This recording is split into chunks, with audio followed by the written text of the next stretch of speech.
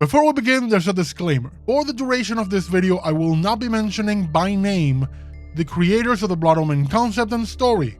Instead, I will refer to them as the creators or the authors or some other term. The reason for this is that they're contemptible human beings. One of them is an internet bully, and the other one went to prison for the kind of crime they put you on a register. Yes, that kind of register. It might seem unfair to you that I'm not gonna mention them in this big retrospective, but it's my channel, my rules, and I just don't feel comfortable enough to talk about them. And this is the best compromise I can make. Now on to the next warning, which is the usual. This is a deep dive into elements of the Legacy of Kain series. This, in particular, into Blood Omen Legacy of Kain, so there will be spoilers. But as a retrospective, I suppose you know what you're watching. Furthermore, in terms of looking at the story, I'll be doing it from the game's point of view, without including elements that were introduced in later titles. The reason for this is that those were made by a different company altogether, and were not part of the original vision for Nosgoth. So no Elder God, no Hilden, no Raziel. Some of the information in this video comes not from the game, but from interviews and guides released by Silicon Knights and were once in the now defunct company website. I'll leave a link to this guide in the description. Big thanks to the folks of Nosgothic Realms, the Lost Worlds, and the Dark Chronicle for keeping all of this information alive. I've also placed timestamps to help with navigation.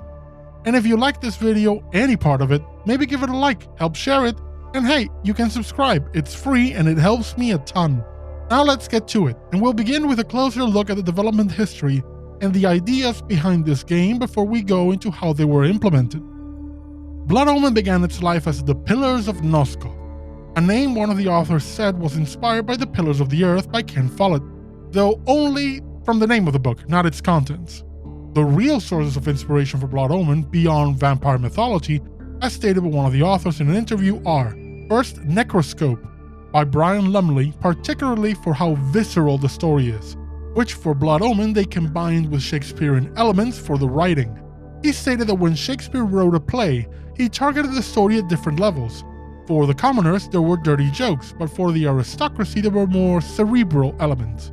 With that in mind, the author said that the gore and graphic violence in the game were their version of dirty jokes. The next source of inspiration was the Wheel of Time, for the complexity of its story and multi-threaded plot. It was Silicon Knights' aim to be the Robert Jordans or the Stephen Kings of the gaming world. They got close with Blood Omen and Eternal Darkness, to be honest, but let's just say they missed the mark with everything else. But that's a story for some other time. One of the key points of the endeavor was to create a world filled with characters you couldn't point a finger to and immediately classify them as good or evil, but instead just a world where people whose experiences and choices and priorities led them to where they are, even the ones that seem diametrically opposed to you on a moral level. Very specifically, the creators wished to subvert the monomyth, aka the hero's journey, by making the protagonist very much not a hero, but much like the rest of the world, not necessarily a villain either, but still capable of being a monster when you get down to brass tacks. Using William Money, the character played by Clint Eastwood in the movie Unforgiven, as a partial inspiration, to avoid the traditional kick-ass or badass protagonist trope. As I mentioned in the primer video, Crystal Dynamics will be the company to move forward with the publication of Blood Omen. They were given two other titles to consider, one of them I've not been able to ascertain what it was about, and the other is the ill-fated 2 Human, which would eventually release on Xbox many years later, and just be one of those very ambitious yet ultimately forgettable video games. One curious thing is that one element of 2 Human became a part of Blood Omen because everyone felt it fit better in the dark gothic universe of Blood Omen. That being the Soul Reaver. Yeah, originally this blade was part of the sci-fi setting of 2 Human. It's also worth noting that before they even sent out the pitch for the games, there was already a relationship between Crystal Dynamics and Silicon Knights, as one of the authors and a Crystal Dynamics producer met at a conference, and in conversation found they shared similar views on games deserving bigger budgets and higher expectations on quality and scope. This producer, Lyle Hall, loved not only the proposal for Blood Omen, as he thought the game could revolutionize the action RPG genre, but he was inspired by the passion shown by Silicon Knights for the project. When the Sony PlayStation was announced, Hall helped convince the higher-ups at Crystal Dynamics to choose the new console for Blood Omen, despite the publisher leaning more heavily towards the Sega Saturn at the time. Blood Omen had a 3.5-year development cycle, and during that time the team size at Silicon Knights doubled in size. and Crystal Dynamics flew out some of its staff to Canada to help Silicon Knights with the design for a period of about 6 months, given that despite the team increasing in size, they only had one designer. This crew included Amy Hennig, who would go on to become the key person for Legacy of Kain from Soul Reaver onwards. For Blood Omen, she acted as design manager. A likely cause for both the increase in the team size and the necessity for additional designers is the move from the original vision of 40 characters and about 40 tile sets to 190 characters and more than 600 tile sets. Just a teensy tiny scope bloat, huh? When Blood Omen finally released, it garnered positive reviews for its narrative and gameplay, but the lengthy loading times on the PlayStation were a point of criticism. A curious element in the final product is the splash screen at the start of the game, which credits Silicon Knights as the creators of the Kain concept. This was added to ensure Silicon Knights always had the proper credit, especially after their publisher struck a deal of their own with Activision for the manufacture and distribution of the game's copies in North America, and the lines started to blur on whose game this was. After the release of Blood Omen, the relationship between Silicon Knights and Crystal Dynamics became tumultuous, to say the least. But that's a topic I'll cover in the Soul Reaver retrospective. To fully appreciate the design and narrative of Blood Omen and to look at where Silicon Knights knocked it out of the park, or may have fumbled, we needed to look at the entire game, so let's start with that. The game opens with a chilling passage, a prophecy. There is a magical operation of maximum importance, the initiation of a new aeon. When it becomes necessary to utter a word, the whole planet must be bathed in blood. This passage, voiced by Neil Ross, the actor who plays Malek, Otmar, and Elsevier, has been dubbed the Blood Omen, very much the thing the title of the game refers to. Depending on how you read it, this passage can be seen as a summary of the entire plot. By the way, this is a real quote.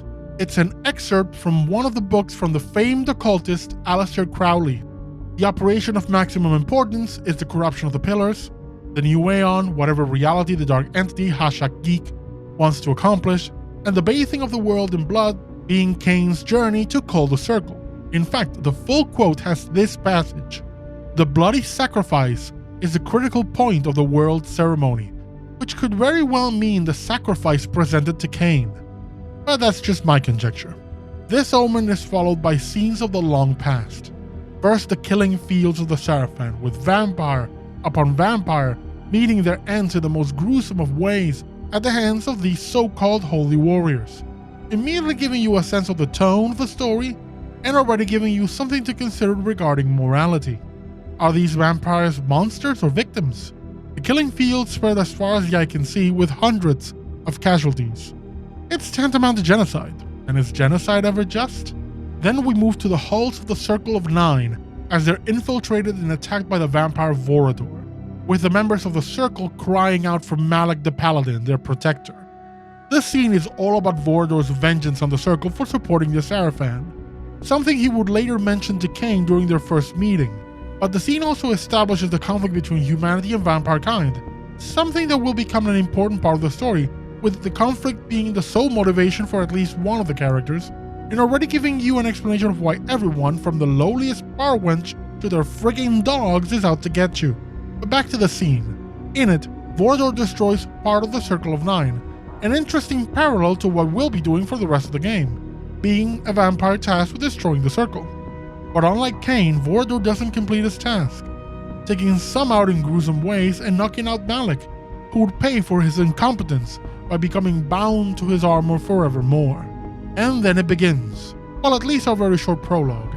Ariel is brutally murdered, the killer only a shadow, though the impressive pointy shoulder pads already point to a likely murderer. Just not a motive. And then the pillars blacken and crack, corrupted to the core. All of the above happens in a single cinematic, and something interesting about it is it's the only cinematic with its own musical score. Originally, the plan was for each cinematic to have its own track, one that matched its tone and theme, and Silicon Knights even provided a guide on this to the composer, Steve Hannifin. But in the end, only the opening had its own track, and the others used in-game music as their background score. Back to the game, many years later, a weary Kain finds himself in a tavern only to be kicked out by the proprietor. with not even a mug of ale for this noble traveler. The barkeep worried about what comes in the night, and stating very clearly he won't keep the tavern open for anyone. Yet another bit of subtle world building, something telling us already that things go bump in the night and that people are terrified. So what hope can our protagonist have? Not much really, as within moments of stepping outside, he's beset by bandits and murdered as brutally as the Guardian of Balance. Fitting, considering he's the new one. But if it ended there, this would be a very short game. No, Kain is now in the world of the dead, bound in chains, the sword that killed him still driven through his back. He comments, Vae Victis, woe to the conquered. He feels the indignation, the impotence of not being able to claim his revenge, and when offered by Mortanius, he takes the bargain, without considering the price. And I love that his choice for words are a quote, Vae Victis, for by taking this deal is he truly conquered, fated to become a tool, a pawn in a game he can't even see and won't be able to for quite some time. As he very well says it, nothing is free, not even vengeance. Interestingly enough, though Kain's death happens entirely in-game, in-engine, at some point in development, his death was part of this cutscene, but it was cut due to it not turning out as well as Silicon Knights hoped. And now we're in the game proper, and Kain's first words are curious, a comparison between the process by which he's restored to one life and the rigors of birth. Only difference is instead of the warm embrace of life, he is born again in a dank womb of darkness and decay. And I am constantly blown away by Simon Templeman's performance as Kain. As a human, he's shocked to be kicked out, but his voice still has a softness to it, innocence perhaps. Then right after, in the cutscene and then in-game, there is a new hardness, a coldness in the character, though he's still quite capable of that same softness at times. For example, when speaking of the pillars, but he never quite reaches the same tone as Kain had when he was alive. What? No mug of ale for a weary traveller from distant Corhagen? I awoke to the pain of a new existence, in a dank womb of darkness and decay. One of the fundamental design elements for Kain was the question of, is evil real or is it a matter of perspective? What kind of being could you be if the entire world, and even yourself, were an enemy? Our opening shots of the Seraphine Crusade tells us that vampires are not exactly welcome, and within seconds of awakening in Kain's crypt, we're beset by gravediggers, proving the same is true now. Not only that, but chained humans line the walls, just there for you to feast on. And it poses the question, how did these people get here? Are the gravediggers keeping them around? Did Mortanius set this all up for Kain? Of course it's never addressed, but it's something curious to consider. I personally think the gravediggers are suspect, especially as instances of people strapped to walls become a recurring thing in many of the towns Kain visits in his journey. It's just the Nosgoth way, apparently.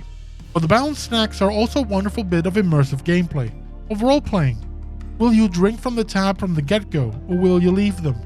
The same question applies to the people you find sleeping in their beds across Nosgoth. Without a morality system, without tracking good guy or bad guy points, without something to tell you you're now Renegade Kain or Paragon Kain, Blood Omen is already letting you choose what kind of a person Kain is. One thing about bodies of slain enemies or the people lining the walls, and one that could just be a game thing, or could be a piece of world building, is that when you return to a place where you've killed enemies, or innocents, they're still there, only in spectral form now, and this time when you drain them, they provide mana instead. I say world building because this is an era with a corrupted death pillar, and skeletons and zombies are not the only way you can show the dead not resting properly. Again, it's just my guess, but it's a mechanic that makes sense in the terms of world logic. In the crypt, we also find the first of the spells, Sanctuary, which teleports Kain back to the crypt to recuperate, and frankly, a spell I've never used in any of my playthroughs. But we also start getting some of the items that will be part of our repertoire, and none are more important or raise as many questions as the Heart of Darkness. Reputed to have been ripped from the chest of the greatest vampire to have ever existed, Janos Audron, the Heart of Darkness restores vampiric unlife. Life is precious, Janos discovered, as it was torn, throbbing and bleeding from his own body. What is the heart doing here? How did this ancient powerful relic appear in this catacomb? What I think is that the story presented in Defiance, a long time later, had the right of it. Kain has the Heart of Darkness. Every time you fall, the heart restores us to life. And Mortanius is not a vampire, he's a necromancer, and his abilities over death, at least when we face him in the game, are limited to spirits, shades, and zombies. Not something as complex as a vampire. And for his scheme, he'd need some manner of resilient creature. So it makes sense that he'd need something to help him create the creature. And the heart is the thing. And speaking of resilience, the crypt also includes the upgrade items for magic and life. So the crypt and the graveyard as a whole, without the need to hold your hand, are the perfect tutorial stage. You find spells, items, learn to feed, to fight, to avoid dangers, to interact with levers and buttons, and how to upgrade Kain's health and mana. In essence, showing you what the game loop is going to be like. It's wonderful and elegant game design, to be honest. Kain departs the graveyard and within seconds comes across his killers. What a remarkable coincidence. Almost like it's all orchestrated, isn't it? But driven by vengeance, Kain once again doesn't question it and puts them to the sword. And unfortunately for those nearby, his rage isn't sated yet. He comes across the sign pointing to Sixturl, the town where he died, and promises they would taste his sword and he, their blood. But how badly they have it is once again up to you. You can simply walk through this town and progress, or you can make them pay for what Kain perceives as a transgression against him.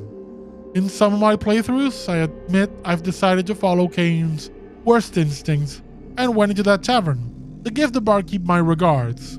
He was afraid of the things that come at night, and he was right. If one does follow this dark path, does it make Kain instantly a villain? No, I don't think so at least. He's still fresh from the grave, quite literally, and from his murder, lashing out at all he feels have victimized him. But he's also not a good guy. On returning the favor to his assassins, Kain thinks the quest is complete, only for Mortanius to drop the other shoe and tell him that's not the case, that these were merely the tools of his murder, but not the cause, and to go to the pillars for answers. And I cannot give enough props to the late Tony J for his phenomenal voice acting as Mortanius and some of the other characters. Just listen to the difference in portrayal between the Necromancer and William the Just to understand just how good an actor this man was. 'Tis not over, Kain. These fools were merely the instruments of your murder, not the cause. Look to their masters, look to the pillars, and gain way to the fortress of the mind. Yes, these weapons you've provided will see to that. Pray tell, Mobius, what game do you play? And the news you bring, a vampire said to slay me? Where did you come upon such knowledge? At the pillars we find Ariel, voiced by Anna Gunn, who some may know as Skylar White, Walter White's wife in Breaking Bad. Kain's first conversation with Ariel is effectively the true beginning of his quest, though the cutscene is very much focused on Nupraptor and what the decay of the pillars is doing to Nosgoth, plus mentioning the traitor in their midst, and that Kain needs to, quote, restore balance, which in terms of phrasing is very interesting. But the exact mechanism for this restoration, the culling of the members of the Circle, and bringing their artifacts to the pillars, is not part of the cutscene, but mentioned by Kain afterwards. We can assume Ariel filled him in, but I've always found it strange that the explanation is not part of the cutscene or voiced by Ariel afterwards. It makes more sense for her to deliver this information to the players rather than have it be part of Kain's inner monologue, as much as I love Simon Templeman's voice. I said the crypt and graveyard are more or less the tutorial for Blood Omen, but the journey to Wasserbund is the next step. This one meant to teach you to explore, that no cavern should be left untouched, and not only that re-exploring areas might be necessary. Towns are filled with items to collect and secrets to uncover, including apparently cut elements, such as the mysterious shield graphic in the Nachtholm smithy that would indicate an item or power-up, yet there is none to find because it was cut. Beyond the towns, there is a cavern filled with items, but with stony effigies standing in your way, and nothing you have on you at the moment can destroy them. There are locked caves with the sign of the sun, perhaps telling you to come back at a later point, or when the moon is up on high. And all of these have great stuff in them, you just have to be patient and be sure to revisit areas later on. And speaking of night and day, lines from Kain also tell you that at night you're stronger and during the day, the opposite. Most importantly, these explorations lead you to new spells, like Light and Energy Bolt, transformations like the Wolf form aka Big Doggo aka the form I use the most. And there are also Spirit Forges where you sacrifice blood for items, and the Ancient Blood Funds, which permanently imbue Kain with some form of power-up, usually the strength to move bigger and heavier obstacles, but also mana regen and protecting Kain from the harmful effects of the rain. Though I will say I've always found it disappointing that the increasing strength from the funds is not accompanied by an increase in damage. As hey, that makes sense. That would have made a lot more sense. Before I move on though, I want to give a moment of appreciation to the designer of the light spell. That thing is so good. Such an amazing quality of life effect. It's not like illumination effects in most modern games, where the light is just a small radius. No. This thing lights up the map like it's bright daylight. You can see everything. It's delightful, really. One particular ability you pick up from a camp of, let's call them Romani. The game uses another term, one that may be acceptable in Nosgoth, but not for us. This spell is the Disguise Transformation, which gives you the visage of a human commoner. When you use it, you move unseen among the populace and even talk to them, and you'll discover two very interesting and really funny things. One, there's a whole lot of recycling going on. Most townsfolk say the same damn thing. And also, while Disguise is active, no one moves. NPC pathing just stops dead for no reason whatsoever. Perhaps it's to make it easier to talk to them, but it always cracks me up, and it even affects enemies. But recycled or not, the dialogue at times provides some interesting insight to what's going on. For Vaserbund, the town with Nupraptor's retreat looming in the cliffside, some bits of dialogue are complaints about being subject to the man's magic. Some others give the impression that Nupraptor is messing with their heads, as they can hear him laughing. Others tell you of darker things, like how the different pilgrims that have gone up to the retreat have yet to return, or how a servant of the Guardian appeared in town, raving mad and scared half to death. These little bits of dialogue are what the Disguise spell are all about for me, and they represent a prelude to what you'll encounter before you can confront Nupraptor himself. On the way out, Kain even comments on how the wind carries screams to him, something some townsfolk also mentioned, and how delighted he is that someone is having a worse time than he is. Schadenfreude is alive and well in Nosgoth, or in Kain at the very least. Now, a curious thing is that just from the spell alone, you wouldn't think of using Disguise to speak to people.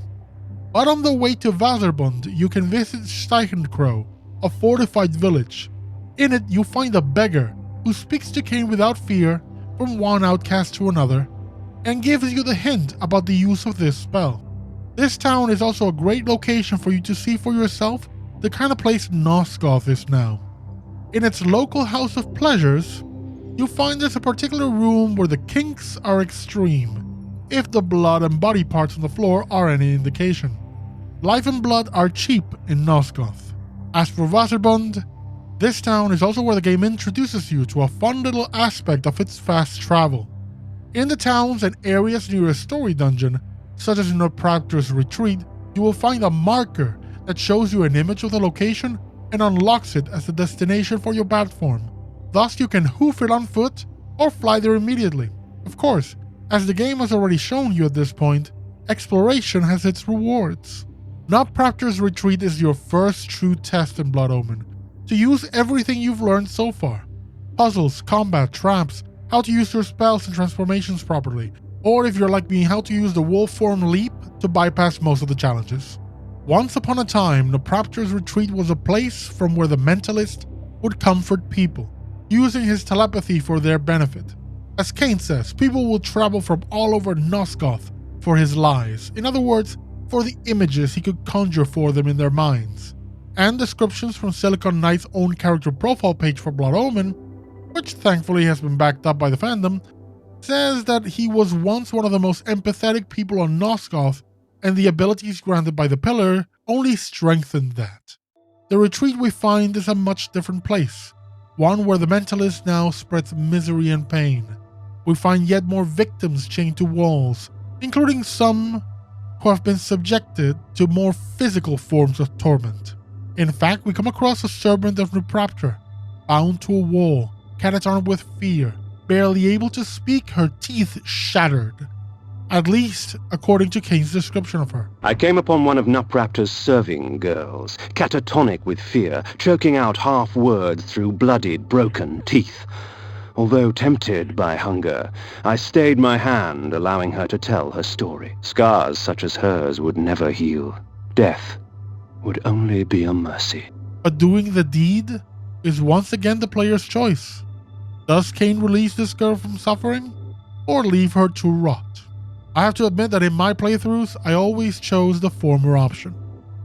But though she is suffering, and before we can make a choice, she tells Kain the tale of Nupraptor, how in his madness he had sewn his eyes shut, something we see in the Pillars cutscene with Ariel, and he did so to renounce the outside world, or according to Kain, to wallow in his self-pity, while at the same time spreading his madness to the circle, and if the girl is any example, to everyone else around him.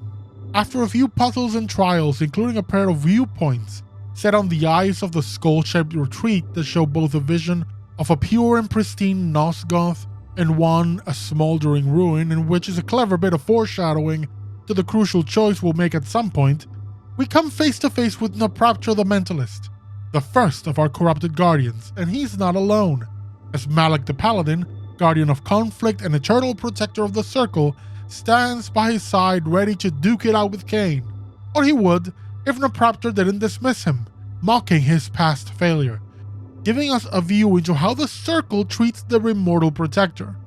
And with Malek gone, the Mentalist challenges Kain to a battle. Big mistake. For after a short fight, Nupraptor is slain and his artifact reclaimed, his very head. If you choose to hear the head's description in the inventory, it's a modified quote from Hamlet, to reaffirm one of the game's sources of inspiration, Shakespeare. Alas, poor Nupraptor, I knew him well. Well, not really. With Nupraptor's relic returned to the Pillar of the Mind, the pillar is restored and Kain's sights are set on the next member of the Circle, the biggest obstacle in his journey, Malek the Paladin, guardian of the Pillar of Conflict. So we venture forth towards his bastion. With the first dungeon complete, a new weapon comes along, the Spiked Mace. And weapons in Blood Omen are interesting, in terms of design, as in general, they're not replacement for the Iron Sword. Not upgrades, but instead having interesting effects on combat and exploration, and some caveats. The Spiked Mace, for example, doesn't kill, it only stuns, leaving enemies open for feeding. It can also break stones and statues and other such impediments. Later on, the axes allow for flurries of strikes, making Kain a whirlwind of mayhem and can cut trees, but you can't use magic or items. The flaming sword easily destroys spirits and undead and can kill most things in a short few strikes, but nothing is left behind but charred remains, meaning again you can't feed. As for the Soul Reaver, we'll get to that one later. Moving on, in the opening scene of the game, Kain mentions he's a noble from Corhagen, which is the next stop on the journey, the finest city in all of Nosgoth according to him. Only it's not a very welcoming place, and this time it's not just because Kain is a vampire. No, as he comments on the way, the town was hit by a rather virulent plague, one very much still active from what we can see on arrival, with piles of decaying corpses littering the grounds or on wheelbarrows, and the surviving villagers stuck inside or in bed. Worse still, strange evil bards walk the streets, raising the dead as their personal army, using magical flutes as if there were Romero's Pied Pipers. Corhagen is a labyrinthine town, and Kain is not too enthused about returning home. The journey through it takes Kain through different houses, with all of them connected underground, some of them even holding new spells and items, some of which are critical despite not being put in your way. This is the first indication that the training wheels are off. Now you might even miss things required for your progress, teaching you to take a good look and sometimes retrace your steps. Fortunately, this game has a fast travel system, so the backtracking isn't too bad. Leaving Corhagen, Kain comes across a vantage point that shows Malek's Bastion, and unlocks the fast travel option. Malek's Bastion, perched defiantly on the mountaintop, black as night against the blanket of snow. What manner of man would choose a land so harsh and utterly devoid of life? Which is fortunate given that the bastion is on top of a mesa without any footpath, which sounds badass, but in truth is the most impractical thing ever. Good thing that no one in the bastion needs to eat. And so, a short bat flight later, he arrives on the paladin's doorstep. An empty fortress. Not a single living thing in it, though that doesn't mean it doesn't hold any hazards. In fact, it does. Traps, spikes, the usual things are just part of the journey, but also in the centuries since Mortanius bound his soul to the armor, Malek seems to have found a way to do the same, with terrible machines, a mix of science and sorcery, binding souls to empty suits of Sarafan armor, creating something of an assembly line of disposable warriors. And as empty suits of armor, there is no blood to be found in them. This is the other kitty wheel coming off. Malek's bastion is the first of many places where blood is in short supply, and the reviving powers of the Heart of Darkness becomes very important. Either that, or being skilled enough to avoid unnecessary damage.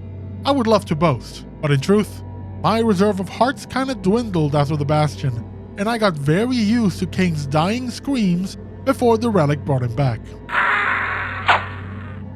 The Heart of Darkness. After the trek through the Haunted Fortress, this relic of a bygone age of vampire hunter zealots, Kain faces Malek. It's not much of a fight. You hit him with a 3-hit combo and he falls apart, then reassembles, and you do it a couple more times until he's had enough and creates a massive destructive energy wave, forcing you to escape through a portal. Kain then mentions asking Ariel for advice on the next step, telling the players to return to the pillars for the hint on where to go next. But if instead the player chooses to keep exploring, they'll naturally come to the vantage point for the Oracle of Nosgoth's cave, which is a clue all on its own. I don't think I have ever gone back to the pillars for Ariel's guidance, unless the game forces me to, but it's a built-in hint system and there's nothing wrong with that. In fact, not many games of this era had those options. This vantage point is also quite next to a prompt, where Mortanius in a rather glib tone speaks of current events as a game and wondering if Kain can see the real players among all the pawns. Oh, little vampire, the game grows interesting. But with so many pawns, can you find the true player? It's the first hint players get that Kain is being played, that he himself is one of those pawns.